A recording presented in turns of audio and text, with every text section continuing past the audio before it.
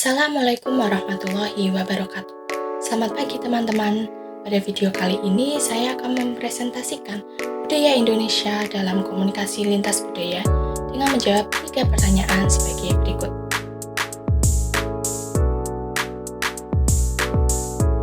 Video ini dibuat untuk memenuhi tugas ujian tengah semester mata kuliah pemahaman lintas budaya.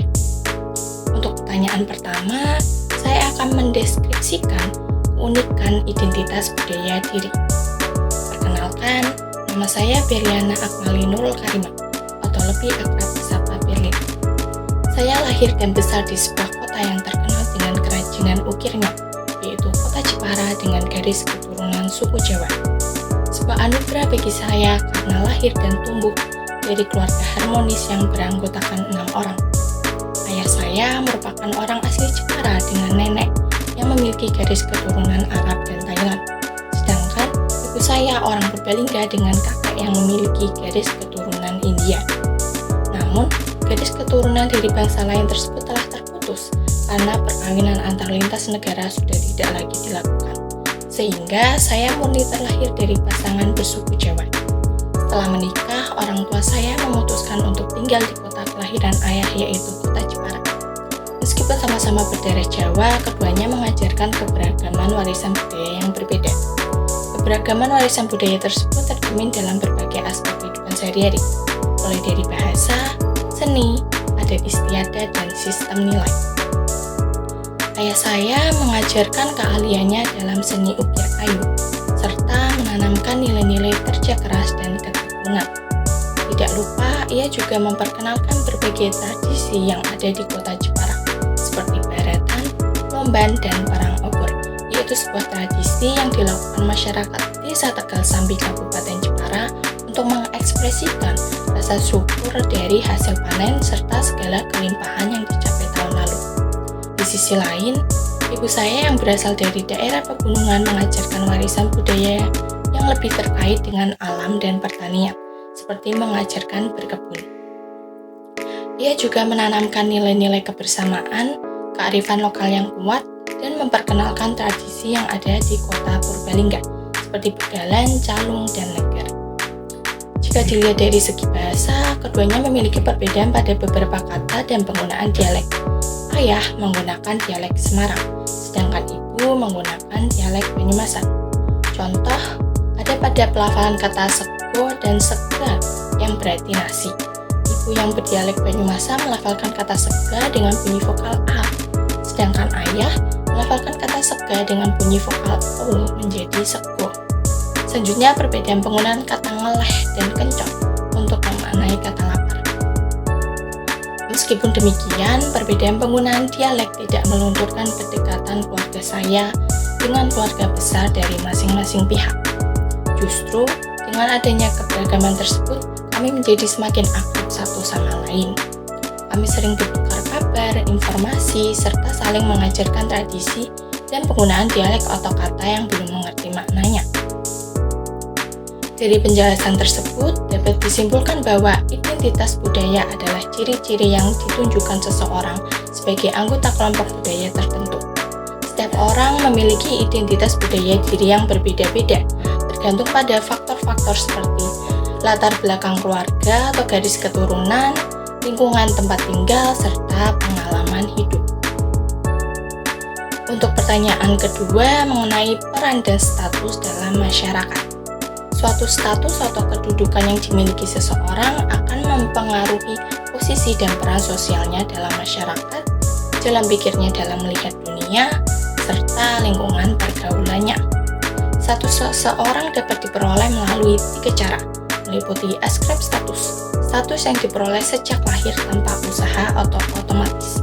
Yang kedua, achieve status atau kedudukan yang diperoleh secara sengaja, serta yang ketiga, assign status, yaitu status yang diperoleh melalui penghargaan dan pemberian atas jasanya memperjuangkan sesuatu. Sejak saya lahir, saya telah memperoleh askrip status sebagai anak dari pasangan guru PNS. Selama menjadi guru PNS, kedua orang tua saya lebih dikenal di masyarakat tempat kami tinggal. Bahkan kebanyakan dari tetangga saya tidak mengetahui nama orang tua saya. Mereka biasa menyapa dengan sebutan Pak Guru atau Bu Guru. Karena hal itu juga, ayah saya ditunjuk menjadi ketua RT dan telah menjabat 4 tahun lamanya. Hak istimewa yang saya dapatkan adalah keluarga saya lebih dihormati oleh para tetangga. Mereka sering menyapa dengan ramah, dan banyak dari mereka juga sering membagikan makanan kepada kami sekeluarga. Hubungan antar para tetangga pun menjadi harmonis, dapat dilihat dari kompaknya ketika mengadakan kegiatan sosial. Saya juga ikut berpartisipasi dalam berbagai kegiatan dan acara sosial seperti ikut kerja bakti, menjadi panitia acara Agustusan, panitia lomban, dan lain-lain. Tidak hanya aktif dalam lingkungan tetangga, saya juga terlibat dalam posisi sosial sebagai atlet taekwondo yang telah saya tekuni sejak saya duduk di bangku kelas 4 sekolah dasar hingga sekarang. Khususnya di antara jenjang sekolah dasar hingga sekolah menengah pertama, saya banyak mengikuti perlombaan cabang olahraga seni bela diri taekwondo, baik dari tingkat kabupaten, provinsi, maupun nasional. Dari berbagai perlombaan tersebut, saya memperoleh penghargaan mulai dari juara 1, 2, atau 3 yang menunjukkan adanya asaing status. Dari perlombaan itu juga saya mendapatkan banyak pengalaman berharga tentang sikap sportis ketika memperoleh kemenangan dan menerima kekalahan. Lanjut pada jenjang sekolah menengah atas, saya mencoba hal baru dengan mengikuti kegiatan ekstrakurikuler PMR. Setelah dilantik menjadi anggota resmi, saya terpilih untuk menempati divisi pendidikan dan pelatihan. Saya bertugas untuk memberikan materi serta melatih adik kelas terkait dengan sejarah palang merah remaja, jenis-jenis obat, gejala-gejala suatu penyakit, serta praktik penanganan cedera, pingsan, mimisan, dan penyakit lainnya. Ketika mengadakan suatu acara atau kegiatan, saya lebih sering terlibat sebagai si acara yang bertugas menyusun, mengkoordinasi, serta menjaga kelancaran acara. Pada masa sekarang ini, saya berada di posisi sosial sebagai mahasiswa Prodi Pendidikan Bahasa dan Sastra Indonesia di Universitas Tidar, yang dapat saya raih dengan penuh perjuangan. Sebelum mendapatkan posisi tersebut, saya telah mencoba mendaftar di 2 universitas dan 1 sekolah kedinasan. Namun, akhirnya saya mencoba kembali mendaftar di Universitas Tidar, dan alhamdulillah rezeki saya untuk diterima sebagai mahasiswa di sana, yang menunjukkan adanya achieve status. Setelah mendapatkan posisi sebagai mahasiswa, saya berusaha keras untuk tidak mengecewakan kedua orang tua saya dengan fokus berkuliah. Di posisi saya sekarang, saya masih terlibat dalam kegiatan non-akademik bela diri taekwondo, sehingga saya masih membawa peran sosial di dalam taekwondo. Sekarang, saya merupakan seorang asisten pelatih untuk kegiatan ekstrakurikuler taekwondo di sebuah sekolah menengah atas, menjadi wasit daerah Provinsi Jawa Tengah untuk cabur taekwondo bidang kyorugi dan pomse. Untuk pertanyaan ketiga mengenai penjelasan sejauh mana budaya daerah atau negara lain mempengaruhi kehidupan. Saya ambil contoh negara Jepang, yang merupakan negara yang menjunjung tinggi nilai-nilai budaya dan mampu melestarikan nilai-nilai budaya tradisional yang masih dianut dan dihormati dari dulu hingga saat ini. Kehidupan masyarakat Jepang menerapkan perpaduan harmonis antara modernitas dan tradisi yang tersirat dalam kemajuan ilmu pengetahuan, teknologi, dan industri tanpa mengabaikan nilai-nilai budaya. Keunikan budaya, tata krama, dan adat istiadat masyarakat Jepang masih dilestarikan dan dimanfaatkan dalam kehidupan sehari-hari.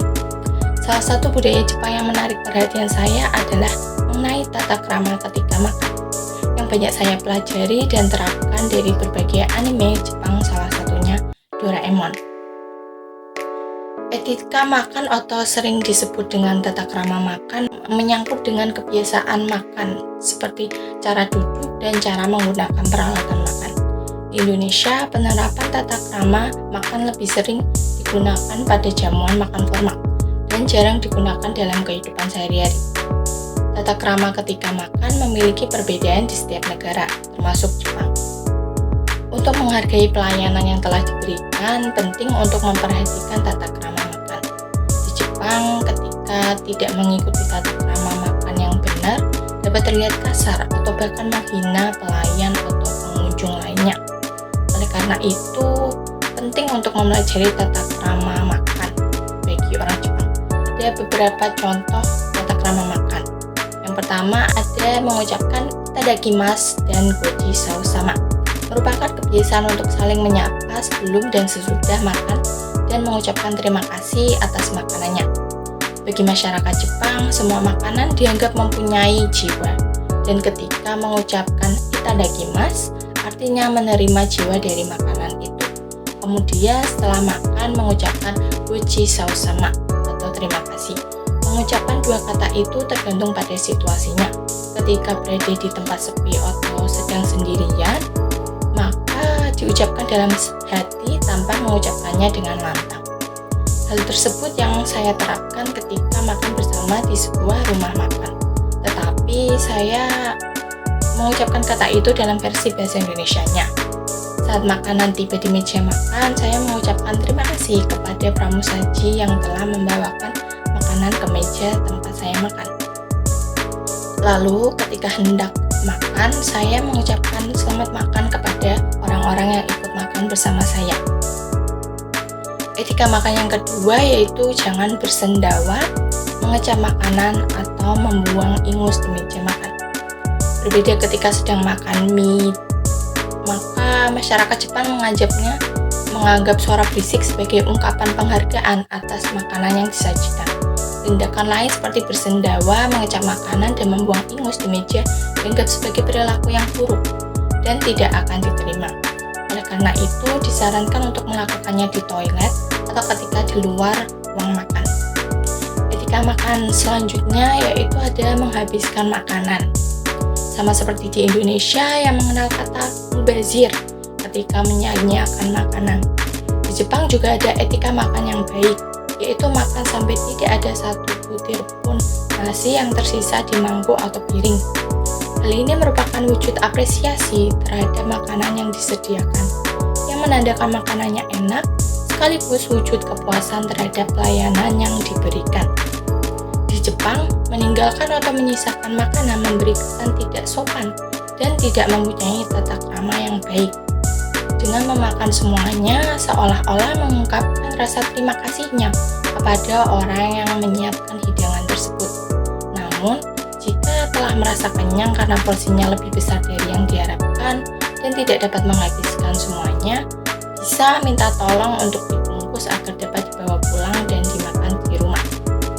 Demikian yang dapat saya sampaikan. Terima kasih. Wassalamualaikum warahmatullahi wabarakatuh.